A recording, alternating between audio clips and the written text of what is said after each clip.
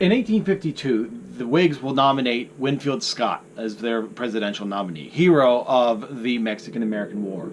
The Democrats will nominate Franklin Pierce for their nominee, and he obviously wins by a steady margin.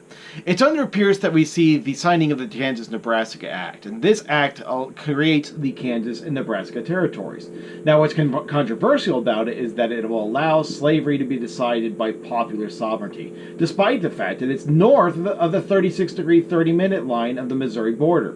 Therefore, you're going to have a chance for slavery to be in particularly Kansas, and we're going to have a massive civil war within that territory. In fact, we'll have two rival capitals. Lawrence, Kansas, will be the anti-slavery capital, and Lake Compton will be the pro-slavery capital. Now, the pro-slavery elements are going to try to push their advantage by the fact that Kansas is right next to the Missouri border, and so they are going to invite Missourians into Kansas in order to boost up their pro-slavery delegates in an eventual constitutional convention. These people are going to be known as border ruffians, and then there's going to be massive amount of violence within Kansas in order to try to convince one side or the other to support or defend or support or oppose slavery within Kansas. One person that's going to show up within Kansas at the time is going to be, of course, John Brown. John Brown is a radical abolitionist, and he's willing to actually use violence to accomplish his ultimate goal, and that, of course, is the destruction of slavery.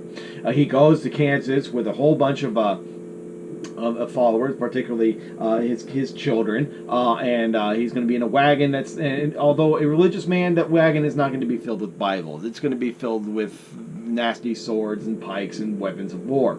The message is very simple that he's making. He's out there basically to kick butt and chew bubblegum, and unfortunately he's all out of gum. But nonetheless, he's going to go and he's going to find numerous border ruffians, and not just kill them, but actually just slaughter them in front of their families in the dead of night. They basically would go to a border ruffian's house, knock on the door, drag them out, kill them in front of their kids, and just to slaughter them. So a internal war is going to be sparked, so savage that it's called Bleeding Kansas. And the events of what's going on there and reports are going on there are going to bleed over into the hallowed halls of the United States Congress.